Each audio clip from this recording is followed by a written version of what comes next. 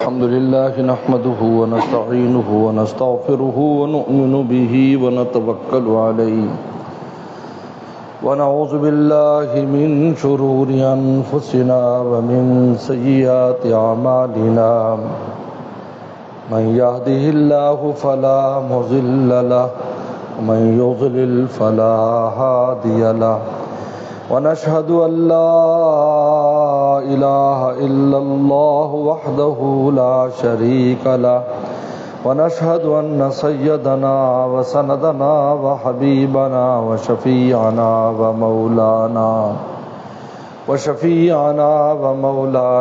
محمدا عبده ورسوله صلى الله تعالى عليه وعلى آله وأصحابه وبارك وسلم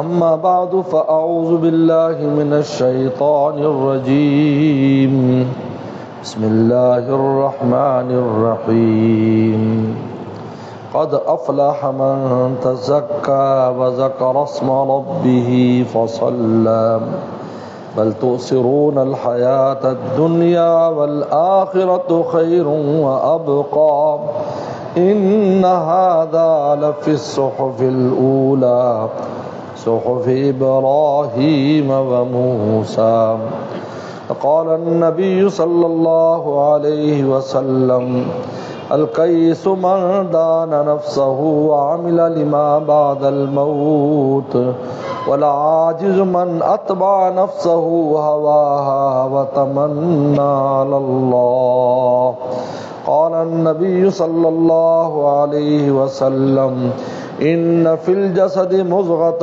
إذا صلحت صلح الجسد كله وإذا فسدت فسد الجسد كله ألا وهي القلب أو كما قال عليه الصلاة والسلام صدق اللہ صدق رسولہ النبی الکریم۔ میرے محترم بزرگ اور دوستو، کافی عرصے کے بعد مسجد باب الجنت میں آپ حضرات کی زیارت ہو رہی ہے۔ پیغمبر سلام نے ارشاد فرمایا ان فی الجسد مضغۃ، تمہارے اس جسم اور باڈی میں ایک ٹکڑا ہے،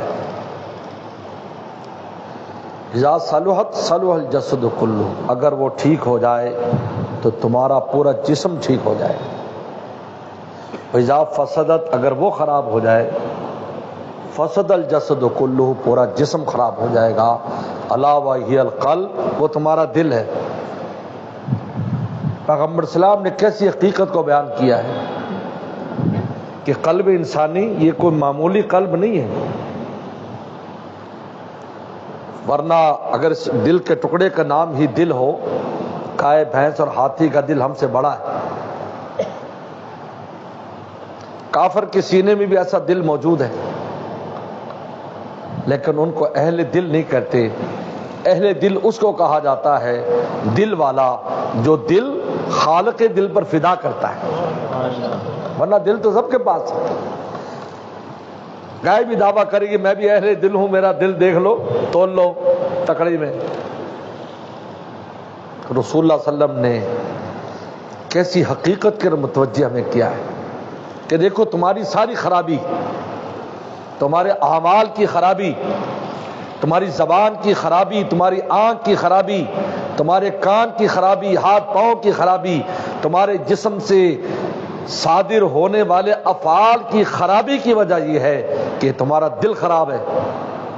تم اپنا دل اچھا کر لو، پھر دیکھو آنکھ سے کیسے خیر کی نگاہ نکلے گی، کان کیسی خیر کی بات سنے گا، زبان سے کیسی خیر کی بات ہوگی، ہاتھ پاؤں سے کیسے خیر کے کام ہوں گے۔ فرمایا کہ اصل بنیاد تمہارا دل ہے، تم دل کی حفاظت کرو۔ اس لیے اللہ نے کلمے کو دل میں رکھا ہے، اللہ نے کہیں اور نہیں رکھا، دماغ میں نہیں رکھا، دل کے اندر کلمے کو رکھا، دل میں اپنی کتاب اللہ کو دل کے اندر رکھا ہے، اپنی محبت کے مقام کو بھی دل بنایا ہے، رسول اللہ کے عشق کے لیے بھی دل بنایا ہے، اور اپنی تجلی خاص کے لیے بھی اللہ نے انسان کے قلب کو بنایا ہے۔ لا یسونی ارضی ولا سمائی، میں زمین آسمان میں کہیں سما نہیں سکتا، ولیکن یسونی قلب امرئ مومن، لیکن مومن کے دل میں سما جاتا ہوں۔ حضرت مولانا قاسم نانوتوی رحمۃ اللہ علیہ، قاسم علوم والخیرات، بانی دارالعلوم دیوبند، معمولی انسان نہیں ہے۔ جب شاہ جہاں کا مناظرہ ہوا، پورے ہندوستان بلا تفریق ہر مسلمان کی نگاہیں مولانا قاسم نانوتوی پر لگی تھی، کیونکہ اس مناظرے میں عیسائی بھی تھے، ہندو بھی تھے، سکھ بھی تھے، یہودی بھی تھے۔ گورنمنٹ نے، انگریز گورنمنٹ اپنی نگرانی میں اس مناظرے کو کرایا تھا، اور متفقہ طور پر مسلمانان ہند نے فیصلہ کیا ہماری طرف سے مناظر دان مولانا قاسم نانوتوی کو پیش کیا جائے، اس لیے کہ ان کے علاوہ یہ بوجھ کوئی نہیں اٹھا سکتا۔ کسی نے کہا تو وہ یہ ہے، فلاں ہے، فلاں ہے، متفق نہیں بھیجا گیا۔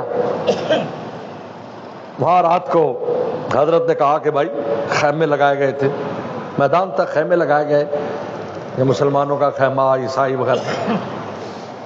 حضرت کا اگلے دن ایک ہندو پنڈت کے ساتھ مناظرہ، یعنی ایسے مناظرے طے تھے انگریز کی طرف سے جیسے میچ طے ہوتے ہیں، آج فلاں ٹیم کھیلے گی، آج فلاں ٹیم کھیلے گی۔ انہوں نے کہا یہ کل آپ کا مناظرہ ہندو پنڈت کے ساتھ،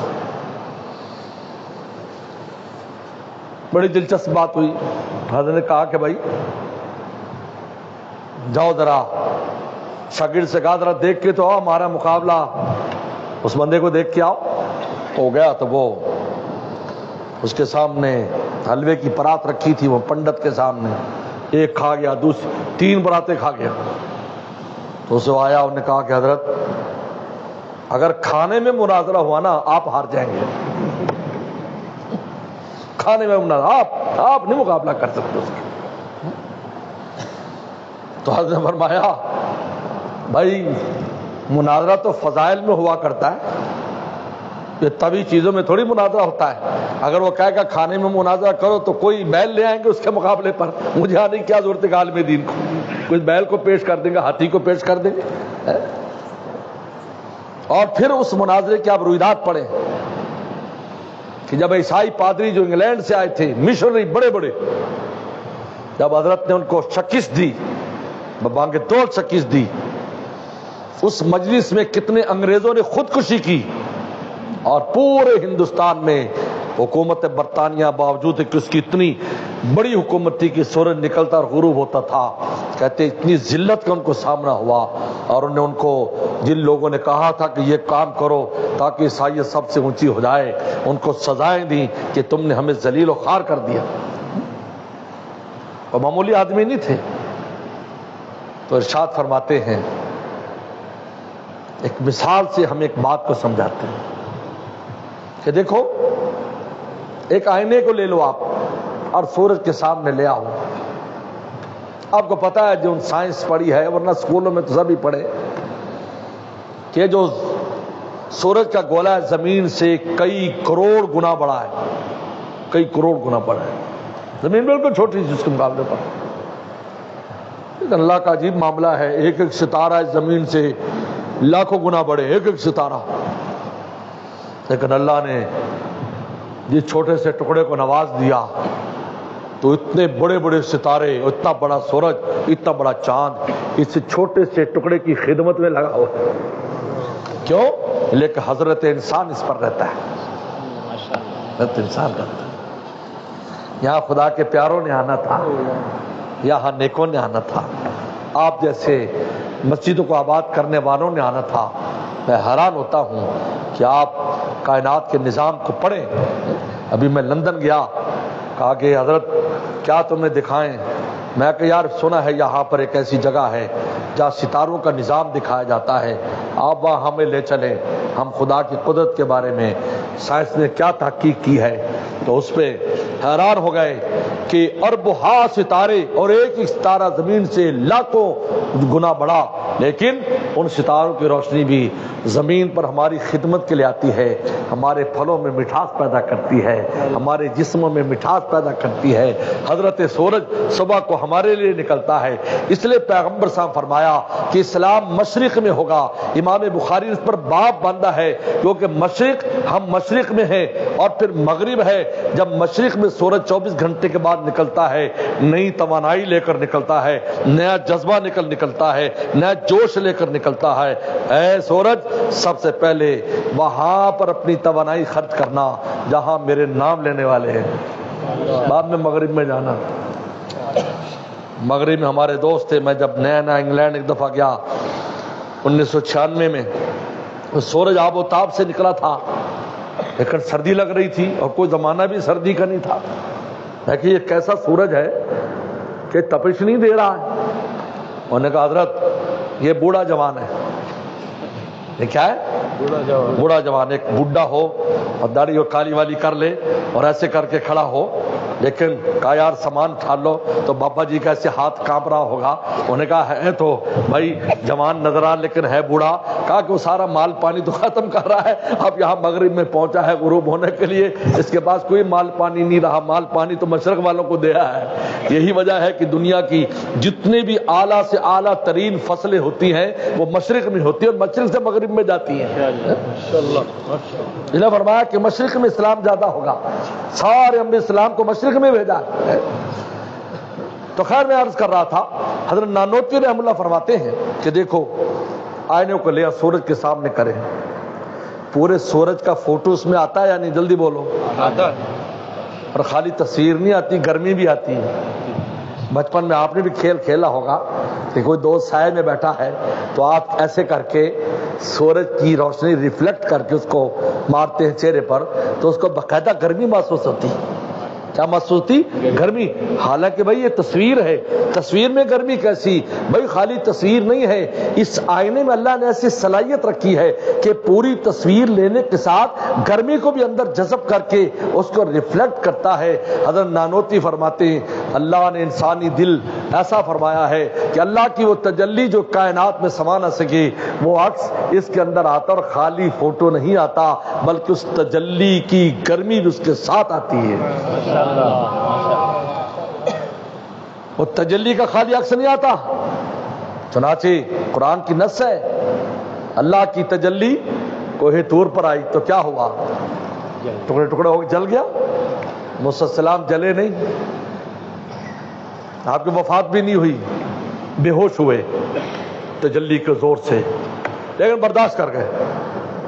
آپ اس سے دیکھیں، دل کی طاقت دیکھیں انسانی دل کی، کہ وہی تجلی پہاڑ پر آتی ہے، موسیٰ السلام کی نگاہیں دیکھتی، نگاہیں بھی اندھی نہیں ہوئی، اور اس کی شدت سے بے ہوش ہو جاتے ہیں، اور دل میں اس کے انوارات جذب ہو جاتے ہیں، کیونکہ نور کو جذب کرنے کی جگہ دل ہے، یہیں پر مال جمع ہوتا ہے۔ یہ پیغمبر صلی اللہ علیہ وسلم نے، اس لیے ایمان کفر کا تعلق انسان کے قلب کے ساتھ ہے۔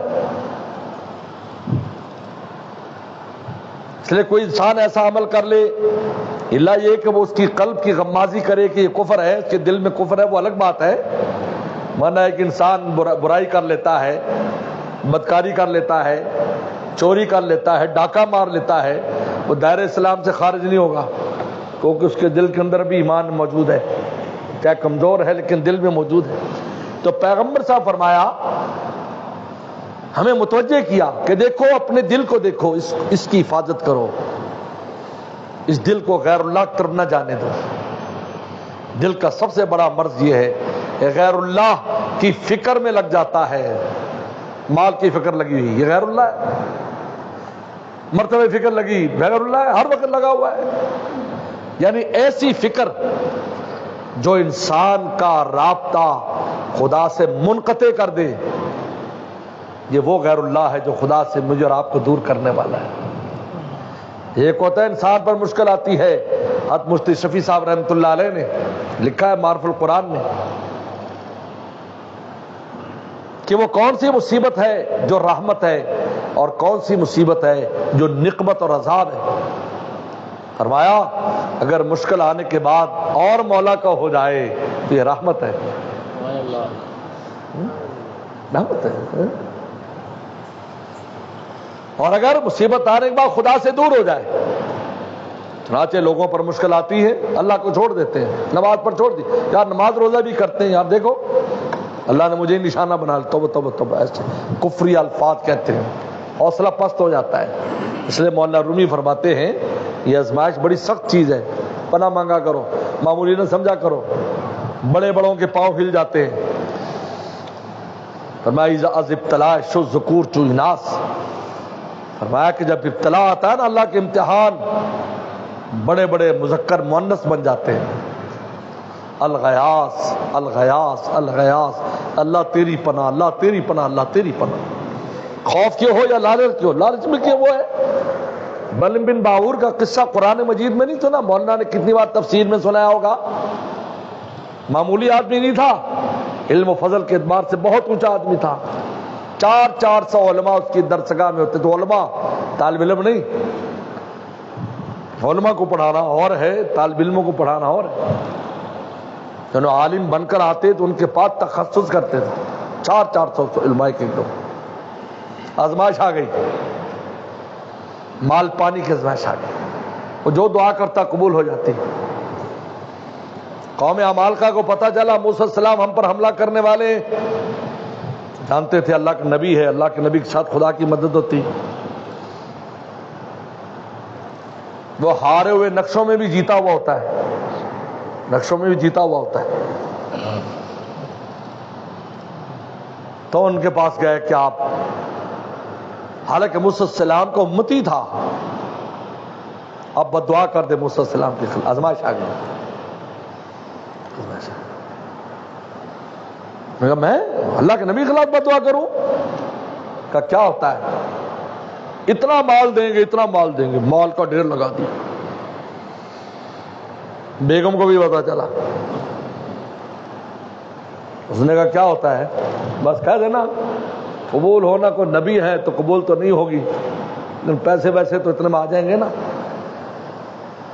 لوگ آتے پوچھتے حضرت فلاں سکیم چل رہی ہے، پیسے اس میں مل رہے ہیں، تھوڑا سا سود ہی دینا، تھوڑا سا بس. مولوی صاحب کو چکر دے کر گول مول کر کے مسئلہ پوچھتے. بے مولانا صاحبان مسئلہ بناتے نہیں ہیں، مسئلہ بتاتے ہیں. بنانا اور ہے، بتانا اور ہے. اللہ معاف فرمائے، کوئی عالم دین مسئلہ بناتا نہیں ہے، وہ تو بتا دیتا ہے، لیکن گو گھما کر بات کرتے، گھما کر، تاکہ کسی طرح جواد کا منہ سے نکل جائے. تو بھائی اگر نکل بھی گیا، مثلا کہہ دیا چلو کسی کے چکر بازی سے وہ کہہ دیا ٹھیک ہے، تو کیا اللہ کے ہاں وہ حلال ہو جائے گا؟ مجھے بتاؤ. پیغمبر السلام نے ارشاد فرمایا، سن لیجئے،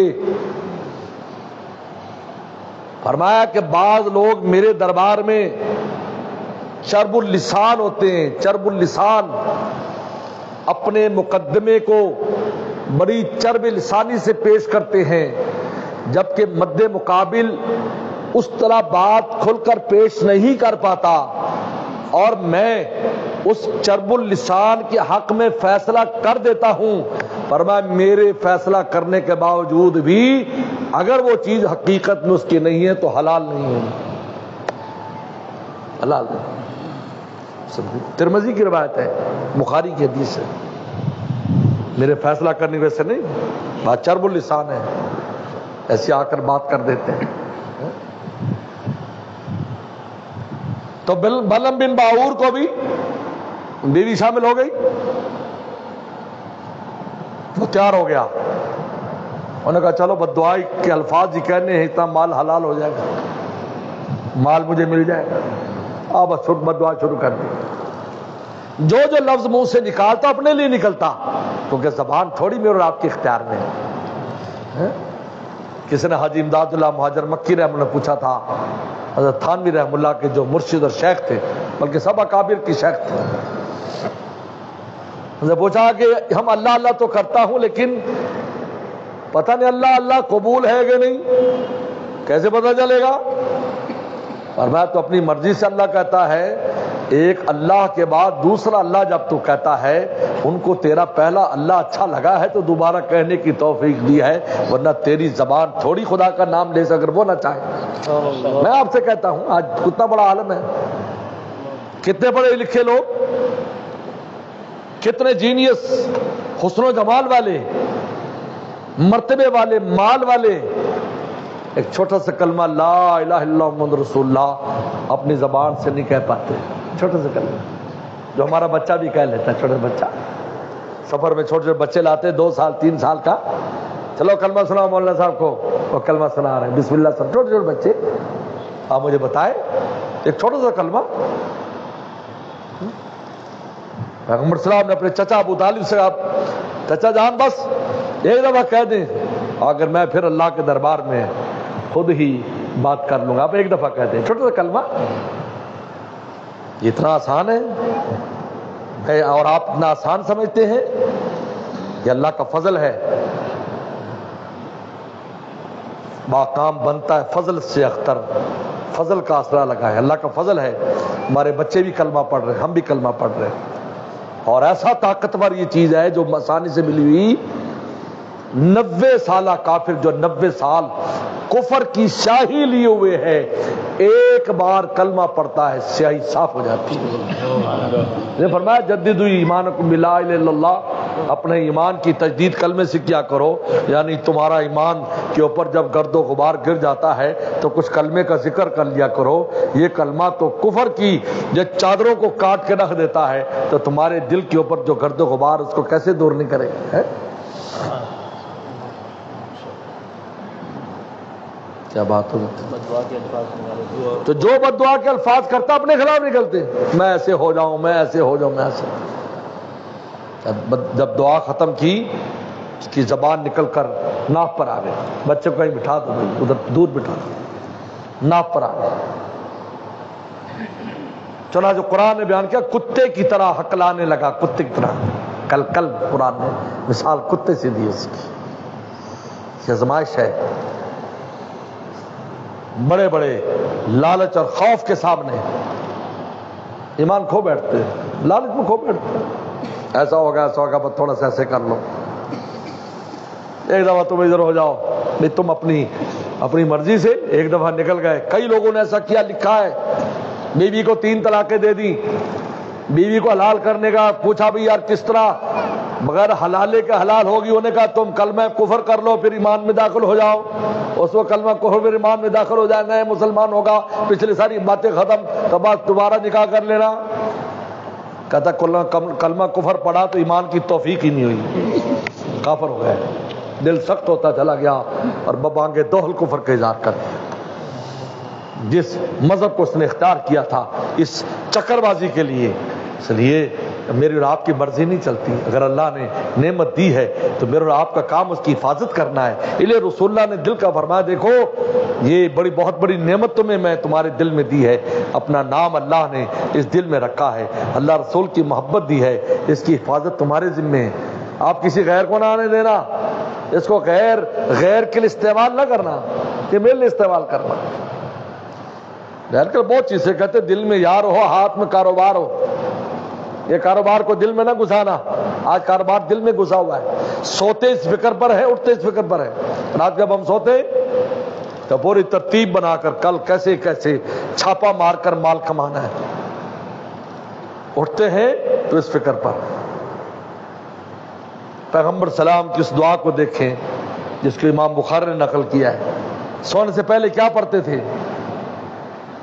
اللہم انی اسلمت وجہی الیک، اللہ میں نے اپنا چہرہ تیرے حوالے کر دیا، تیری طرف کر دیا، وفوضت امری الیک، اپنے سارے کام تیرے حوالے، والجہت ظہری الیک، اور اپنی پیٹھ آج بستر پر لگا دی تیرے لیے، تیرے لیے۔ سبحان اللہ، اس میں بھی ایک عجیب راز ہے، اس میں بھی ایک عجیب راز ہے۔ ہمارے حضرت کے شیخ شاہ حکیم اختر صاحب رحمۃ اللہ علیہ کے شیخ حضرت مولانا شاہ ابرالحق صاحب رحمۃ اللہ علیہ، کئی بار ہم نے کراچی میں ان کی زیارت کی، بنوری ٹاؤن میں بھی تشریف لاتے تھے اور خانقاہ پر بھی، گلشن اقبال میں۔ حضرت تھانوی کے خلیفہ ہیں رحمۃ اللہ علیہ کے. ان سے کسی نے پوچھا کہ یہ لکھا ہے حدیث میں آتا ہے عالم کی نیند بھی عبادت ہے. وہ نیند کیسی عبادت ہے؟ کیا سو رہا ہے؟ کیسی عبادت ہے؟ حضرت بڑی خوب بات سمجھائی. فرمایا کہ تم ایک کارپینٹر کو، ایک بڑھئی کو لاتے ہو گھر میں کام کے لیے، آپ کا دروازہ بنا رہا ہے، الماریاں بنا رہا ہے. اب وہ کیا کرتا ہے، کام کرتے کرتے رک جاتا ہے، بیٹھ جاتا ہے اور اپنے ہتھیار تیز کرتا ہے. خاص قسم کا چمڑا ہوتا ہے اس پر، وہ اپنے اس تیشے کو اور اپنی آری کو اور اپنی ان چیزوں کو گھساتا ہے. آدھا گھنٹہ لگاتا ہے، پونا گھنٹہ لگاتا ہے، کبھی گھنٹہ بھی لگاتا ہے. اس کے بعد دوبارہ کام شروع کر دیتا ہے. شام کو جب مزدوری کا وقت ہے تو آپ کہتے بھائی 1 گھنٹے کی مزدوری کٹے گی. وہ کہتا کیوں؟ کہتے اس لیے کہ تم نے کام ہی نہیں کیا. تو آپ مجھے بتائیں، میں آپ سے پوچھتا ہوں، میں اور آپ اس کی مزدوری کاٹ سکتے ہیں؟ بولو.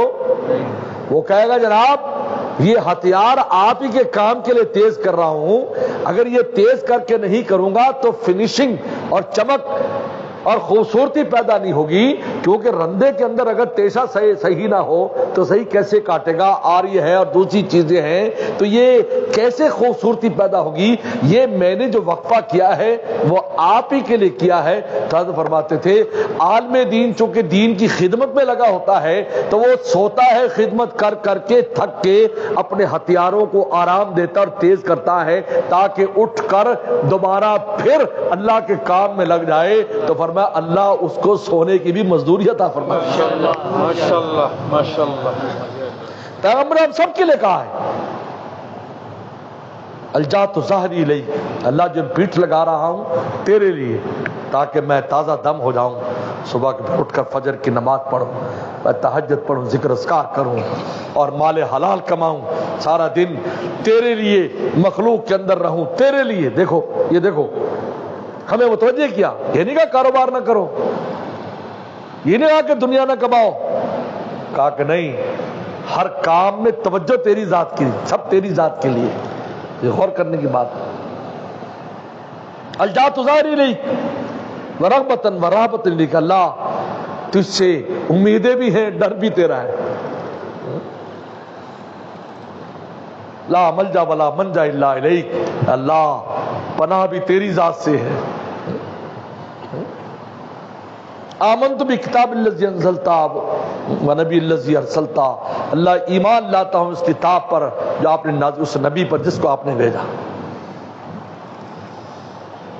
آپ دیکھیے اس دعا کو دیکھیں، سوتے ہوئے سارا کچھ مولا کے حوالے کر کے سوتے تھے. ایک کاروباری نقشے بنا کے نہیں سوتے تھے. میری بات آپ کو سمجھ آ رہی؟ یہ دل کا استعمال ہے. یہ نہیں کہ بھی کل یہ کروں گا، صبح اٹھتے یہ کروں گا. بھائی تو کیا کرے گا؟ صبح اٹھا جی طبیعت خراب ہے صاحب کی، ہسپتال چلے گئے. کہاں گئی وہ رات کو بنائی سکیم تھی؟ کہاں گئی؟ کہاں گئی سکیم؟ اپنی مرضی. آج اللہ معاف فرمائے، ہم کہتے ہیں ہماری مرضی پر ہونا چاہیے، خدا ہے ہم. وہی جی میری مرضی. میں کہ تو خدائی کا دعویٰ کرتا ہے؟ تو بندہ ہے، تیرا کام ہے مانگتا رہے، پھر تیری خواہش کے مطابق ہو جائے بہت اچھا، نہ ہو تب بھی راضی رہے. بس اسی کا نام رضا بالقضاء ہے. مانگنا ہمارا کام ہے. ہم گدا کے انتم الفقراء، قرآن نے کہا تم سب فقیر ہو، واللہ هو الغنی، اللہ غنی ہے. اپنے دستے بازو پر ناز مت کرنا، میں اتنا کماتا ہوں میری ایسی سمجھ ہے. اللہ معاف فرمایا ہم دلوں ایسی باتیں کرتے ہیں، گھروں میں کہہ دیتے ہیں بیویوں کو بچوں کو میں ایسا نہ کروں تو تمہارا کیا حال ہو، او پترو بچوں میں ایسا نہ کروں تمہارا کیا حال بنے. بھائی کسی کا کوئی حال بننے والا نہیں. سب سے پہلے ربا ہے، بعد میں ابا ہے. پہلے ربا ہے اور بعد میں ابا ہے، یاد رکھو. یہ نہیں ہے کہ میں اور آپ پال رہے ہیں، ہمیں تو واسطہ بنایا ہے. آپ مجھے بتاؤ، میں پوچھتا ہوں، آپ ہم سب ابا ہیں؟ ان میں اکثر ابا ہیں. ڈبل روٹی لے کے آئے، دودھ لے کے آئے، مکھن لے کے آئے بچوں کے لیے، چائے کی پتی، دودھ، سب چیزیں آئیں. آپ مجھے بتائیں ان میں سے کوئی ایسی چیز ہے جس کے میں اور آپ خالق ہوں؟ بولو کوئی خالق ہو؟ ہم بتاؤ. دودھ ہم نے پیدا کیا ہو، گندم ہم نے پیدا، جس سے ڈبل روٹی بنتی، آٹا بنتا ہے، پتی ہم نے پیدا کی ہو، ہے کوئی؟ خالق نہیں ہے، صرف واسطہ ہے کہ خالق کی نعمت کو اپنے بیوی بچوں تک پہنچایا۔ اللہ نے فرمایا ہو تم نے میری نعمتیں پہنچانے کا چونکہ تم واسطے ہو، وبالوالدین احسانا، لہذا میرے حق کے بعد والدین کا حق ہے، حالانکہ وہ خالق مالک اور دینے والا ہے، یہ صرف واسطہ ہونے کی وجہ سے اس کے اتنا بڑا حق رکھ دیا۔ وبالوالدین احسانا، والدین سے احسان کر، یہاں تک کہ اگر وہ ایمان والے بھی نہ ہو پھر بھی وہ ان کے ساتھ معروف اور اچھے طریقے کا تو سلوک کر۔ بتائیے ہم صرف واسطہ بننے کی وجہ سے اتنے ہمارے اوپر جو ہے فضل فرمایا اور اتنی ہمیں اللہ نے اعزاز والدین کو دے دیا، تو میں آپ سے پوچھتا ہوں تو یہ والدین کہیں میری وجہ سے، یہ بھائی مولا کی وجہ سے ہے، اس نے ہمیں واسطہ بنایا، ہمیں اس کا ابا بنا دیا، ہمیں کسی کو اماں بنا دیا، کسی کو بھائی بنا دیا، کسی کو بہن بنا دیا، کسی کو بیوی بنا دیا، یہ سب اس کی دی ہوئی نعمتیں ہیں، اس میں میرا آپ کا کوئی کمال نہیں ہے۔ میرا آپ کا کمال کیا ہے؟ اپنے فقر کو پہچان کر ان کے دربار سے وابستہ ہو جائے گا، ہمیں فقیری پہنچا دے گی۔ جب کوئی اپنے کو فقیر سمجھتا ہے پھر اس کو امیر کے ساتھ دوستی، اس کے قریب جانے کی فکر ہوتی ہے، فرمایا تم سب فقیر ہو میں امیر ہوں، تو کیا مطلب؟ ساری مخلوقات کو چاہیے میرے در پر آئے، یہاں سے ملے گا۔ هو الغنی، اللہ غنی ہے۔ کوئی امیر بھی ہو پوری دنیا کا بادشاہ تب بھی فقیر ہے، اس لیے کہ دنیا کے نعمتیں فانی، آج کیا ہے کل کیا ہے۔ سلمان علیہ السلام کو دیکھیے اپنے تخت پر جا رہے ہیں، ایسی بادشاہت اللہ نے کسی کو نہیں دی۔ تخت اڑتا ہے، ایئرپورٹ کی ضرورت نہیں، تیل کی ضرورت نہیں، پائلٹ کی ضرورت نہیں، نیویگیشن کے آلات کی ضرورت نہیں، پیغمبر کے ارادے کی ضرورت ہے۔ ارادہ کرتا اڑ گیا، منہ سے بھی نہیں کہنا، ارادہ کیا اور اڑ گیا۔ یہ آج ہم کہتے ہیں جی جہاز بن گئے، جی پہلے والوں کو سمجھ نہیں آئے، بھی ایسا کچھ نہیں ہے۔ اللہ ہر نعمت کو اس وقت ایجاد میں لاتے ہیں جب اس کی ضرورت ہوتی ہے، کیونکہ ہم گھوڑے گدھے پہ خرچ جو ہے سفر کرنے کے قابل نہ رہے تو موٹر گاڑی اور ہمیں جہاز دے دیے،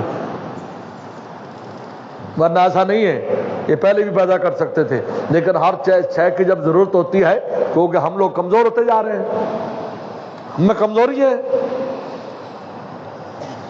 ہمارے والد صاحب رحمۃ اللہ علیہ چونکہ ترکستان سے آئے تھے، چین سے، تو بابل نگر میں ان کی ڈیوٹی لگ گئی، دیوبند میں پڑا ڈیوٹی وہاں لگ گئی، بس جہاں ڈیوٹی لگ گئی۔ میں اکثر طلبہ سے کہا کرتا ہوں مدرسے کے، ان سے، کیونکہ میں بھی استاد ہوں تو شاگردوں سے کہتا ہوں اپنے بارے میں پہلے سے فیصلہ نہ کر لیا کرو، ہم پڑھنے کے بعد یہ کریں گے وہ کریں گے، مسجد بنائیں گے، مدرسہ بنائیں گے، تبلیغ کریں گے، جہاد میں جائیں گے، بھائی کچھ فیصلہ نہ کرو، یہ تو اس کی مرضی ہے، کہاں فٹ کرتے ہیں، پرزے کا فیصلہ تو مستری کرے گا نا، اس کو کہاں لگانا ہے، کیوں بھائی؟ میں کہ میرے والد صاحب چین میں پیدا ہوئے، آدھا علم وہاں پڑھا، آدھا دیوبند میں پڑھا، ڈیوٹی بھاول نگر میں لگی، نہ موسم موافق، نہ زبان جانے، نہ قوم نہ قبیلہ، ڈیوٹی 50 سال رہ کر ڈیوٹی دے دی، بزرگا یہاں بیٹھ جا، بیٹھ گئے، پتہ چلا بھی یہیں ان کی قبر وہاں بنی۔ ہمارے چونکہ مدینہ شریف میں عزیز و اقارب ہے جو چائنا سے گئے اور نیشنلٹیاں مل گئی سعودی، پتہ چلا بھاول نگر آئے، قبر پر اتنا روئے دیکھ کر کس جگہ کے ہیں، کہاں پیدا ہوئے اور کہاں بھاول نگر میں۔ بھائی یہ فیصلہ تو مالک نے کرنا ہے، مجھے آپ کو تو ان کا آنے کا لگا رہتا ہے دھیان، ہمیں تو ان کے ضرورت دھیان کرنا ہے، ان کی مرضی ہے، ہمیں کہاں استعمال کرتے ہیں، ہمارے لیے علم کہاں رکھا، ہمارے لیے عمل کہاں رکھا، ہمارے لیے میدان کہاں رکھا، ہمارے لیے روٹی کہاں رکھی، یہ فیصلہ ان کے ہاتھ میں اور آپ کے ہاتھ میں نہیں ہے۔ ہم تو فقیر ہیں، فقیر کا کام ہے کہ بھائی یہ دیکھتا رہے کہ مالک اور مولا کیا ہمیں دیتا اور کس کام پر لگاتا ہے۔ کیا بات ہوتی ہے؟ یہ تخت پہ جا رہے تھے تو سلمان صلی اللہ علیہ وسلم تخت پہ جا رہے، بڑی شان ہے۔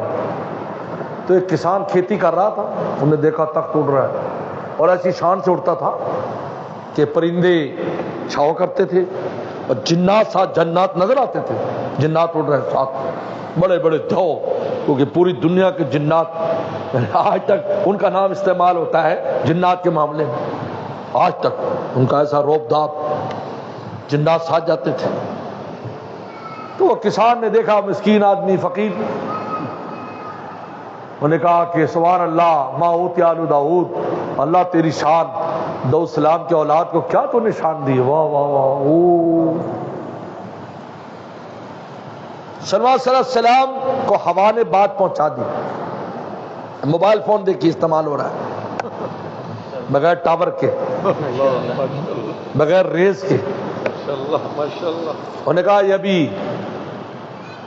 انہوں نے فرمایا ہوا سے کہا چلو اس کو لے کے آؤ۔ ہوا نے جھپٹا مارا، اٹھا کے لے گئی، کھڑا کر دیا سامنے۔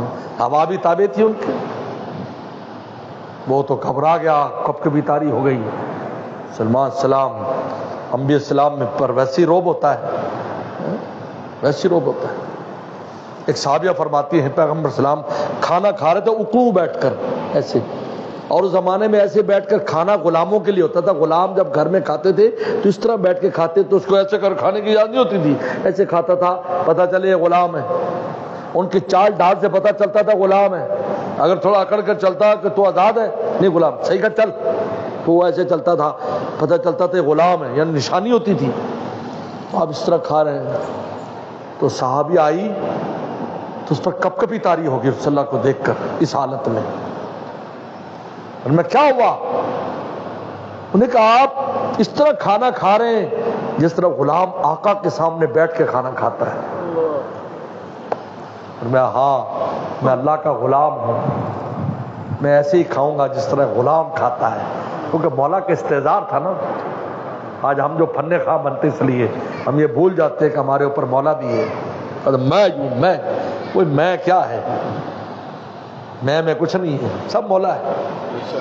تو کب کمانے لگا، تسلی دی، کیا لفظ کہے تھے، کہا میں نے میرے منہ سے نکلا سبحان اللہ ما اوتی آل داؤد۔ فرمایا رونے لگے، اے دوست سلمان بھی نہیں رہے گا، اس کا تخت بھی نہیں رہے گا، لیکن تیری زبان سے جو سبحان اللہ نکلا، میں نے اس کو دیکھا، اس کا نور زمین سے آسمان تک گیا۔ سلمان تو نہیں رہے گا، لیکن یہ تیرا نور ہمیشہ کے لیے تیرے نامہ اعمال میں درج ہو گیا۔ یہ ہے انتم الفقراء، اتنا بڑا سلط نبی پیغمبر اور پوری دنیا کا مالک بادشاہ، فقیری کا عالم یہ ہے، یہ فقیری ہے۔ فقیر نام اس کا نہیں ہے کہ تم غریب ہو جاؤ، فقیر نام ہے کہ دل کو ہر وقت مولا کا محتاج سمجھو، ہر تیرے دل میں احساس ہو کہ سب میرے مولا کی وجہ سے، میں تو کچھ بھی نہیں۔ بھائی مال پانی کے کمی بیشی کا نام فقیری امیری نہیں ہے، فقیری امیری اس کا نام ہے۔ اگر دل کا غنی اور امیر ہے، دل مولا سے جڑا، اس سے بڑا کوئی امیر نہیں ہے، اور اگر دل مولا سے دور ہے اس سے بڑا کوئی فقیر نہیں ہے۔ لیکن کل مر جائے گا، کیا لے کے جائے گا صاحب، کیا لے کے جائے گا؟ میں ہمیشہ میری عادت ہے جس شہر میں جاتا ہوں، انگلینڈ میں گیا، جس ملک میں بھی، تو قبرستان ضرور جاتا ہوں، ایمان والوں کو بخشتا ہوں، تو پتا کوئی مسافر آیا ہے، ان کو بھی تو پتا چلے کوئی مسافر آیا ہے، ہمارے لیے بھی کچھ لایا ہے، کرنا چاہیے انسان کو۔ اس لیے عید پر رسول اللہ فرمایا ایک راستے سے آؤ دوسرے راستے سے جاؤ، تو محدثین نے لکھا ہے کہ اس کی ایک وجہ یہ بھی ہے تاکہ ایک راستے سے جب تم آؤ گے تو وہاں قبرستان ہوگا، اس کو سلام کرو، قل ہو اللہ پڑھ کے ایصال ثواب کرو، جب واپس جاؤ گے تو دوسرے والا قبرستان ہوگا، تاکہ عید کی خوشی کے موقع پر ان کو بھی یاد رکھو۔ تو وہاں کافروں کی قبریں اتنی خوبصورت، بڑے بڑے پتھر لگے ہوئے اور پھول اس کے اوپر چڑھے ہوئے، تو مجھے مولانا رومی کا شعر یاد آتا ہے کہ گورے کافر از بروچو پرحلل، فرمایا کافر کی قبر اوپر سے بڑی خوبصورت نظر آتی ہے، اندروں عذاب قہر و عز جل، لیکن اندر خدا کا عذاب چل رہا ہوتا ہے، اور مومن کی قبر اوپر سے مسکین سی نظر آتی ہے اور اندر وہ جنت کا باغ اور ٹکڑا بنا ہوا ہوتا ہے۔ چونکہ یہ دولت لے کر گئے اپنے ساتھ، دل کی دولت لے کر گئے۔ اس لیے بس آخری بات کر کے ختم کرتا ہوں، مولانا رومی نے ایک نصیحت کی ہے، بس اس کو پکڑ لو۔ فرماتے یک زماں چاہے شوریدہ از دوں، اے لوگو کوئی کھارا سا چشمہ ہی اپنے دل میں جاری کر لو، کچھ کھارا چشمہ۔ کھارے چشمہ مراد یہ ہے کہ اللہ سے تعلق کے بارے میں کچھ نہ کچھ فکر رکھا کرو، اگرچہ ساتھ اعمال میں تمہاری کوتاہیاں ہوتی رہیں لیکن دل میں کنواں کھودنے کی کوشش کرو، اگرچہ اس کا ابھی پانی کھارا ہے ہماری بدعملیوں کی وجہ سے، نالائکیوں کی وجہ سے، لیکن اندر تمہارے کنواں ہونا چاہیے، خواہ وہ کنواں شوریدہ ہو، خواہ وہ کنواں کھارا ہو، لیکن ہو تمہارے دل کے اندر۔ اور اپنا بے از جیہون شیری ازبروں، فرمایا باہر کے ہزاروں میٹھے چشموں سے یہ دل کا کھارا چشمہ افضل ہے، اس لیے کہ باہر کے چشمے ایک دن تم سے منقطع ہو جائیں گے، یہ کھارا چشمہ تمہارے ساتھ اندر جائے گا، وہاں تمہاری خدمت کرے گا جہاں کوئی نہیں آ سکے گا۔ کھارا چشمہ یعنی عمل کی کمزوری کے باوجود بھی دل کو مولا سے لگانے کی کوشش کرو، یہ اللہ سے جڑ جائے، اس کی فکر رکھو، قدم قدم پر سوچو یار یہ دل میں غیر اللہ تو نہیں، فکر سے آئے گا۔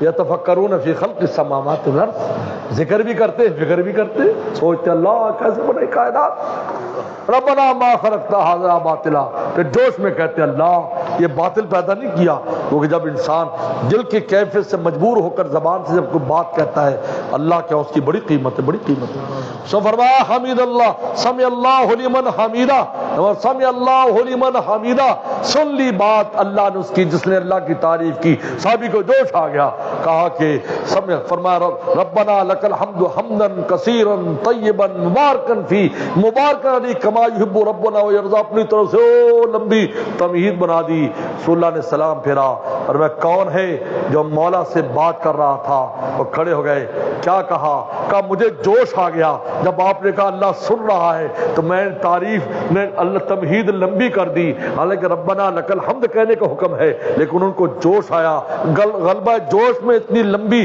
تعریف اللہ کی کر دی۔ رسول نے فرمایا میں نے 30 فرشتوں کو دیکھا کہ وہ لپکے کہ تیری تعریف لے کر مولا کے دربار میں پہنچائے۔ دیکھو سیاستہ کی حدیث ہے، لیکن ہمیں یہ نہیں کہ ہم پڑھیں، ہمارے لیے تو ربنا لک الحمد ہے، لیکن میں بات کر رہا ہوں جوش کی، کہ جب دل میں جوش جذبہ اٹھتا ہے پھر زبان کے الفاظ قیمت رکھتے ہیں کیونکہ اس کے اندر دل شامل ہوتا ہے۔ کیا شامل ہوتا ہے؟ دل۔ جب دل شامل ہوتا ہے تو قلیل بھی کثیر ہے۔ میرے شیخ جب سب سے پہلے گئے تو لیسٹر میں بیان ہوتا ہے، لیسٹر میں، اور میرا بھی اس دفعہ قیام وہاں ایک ہفتہ رہا لیسٹر میں۔ مولانا آدم صاحب بہت بڑے اللہ والے تھے، بڑی خدمت تھی، یہاں تک کہ انگریزوں نے اس پورے علاقے کا نام آدم سکوائر رکھا ہے، آدم سکوائر۔ دیکھیے عالم دین کی خدمات پر آدم سکوائر نام اسٹیٹ نے دیا ہے۔ آپ مجھے آدم سکوائر کہاں ہے؟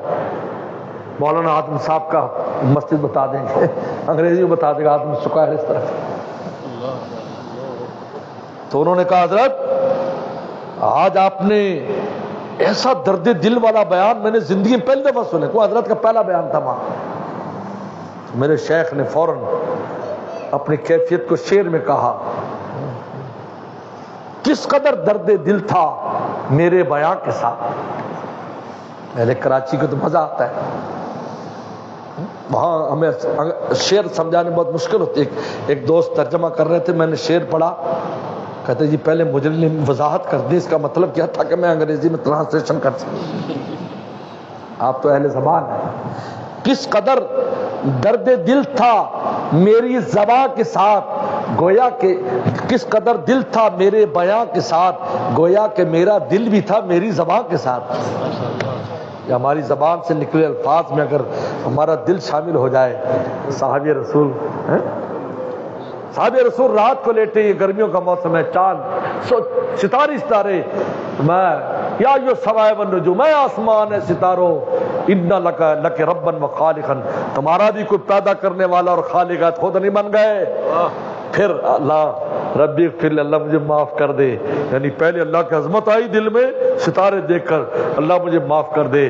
رسول اللہ نے فجر کی نماز کے بعد کہا کون ہے رات کو اللہ سے معافی مانگنے والا کھڑے ہو گئے، حضرت مجھے جوش آیا ستارے دیکھ کر، میری زبان سے الفاظ نکلے، کہا اللہ نے جبریل السلام کو فجر سے پہلے بھیجا تھا کہ امتی کو خبر دے دیجیے کہ اللہ نے اس کو معاف کر دیا ہے۔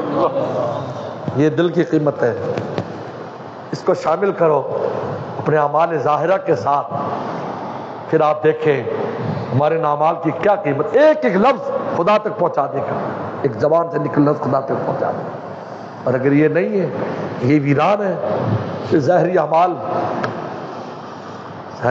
ہیں، یہ نہیں کہ چھوڑ دے اعمال، لیکن قیمت کم لگے گی، اس کی قیمت کم لگے گی، قیمت کم۔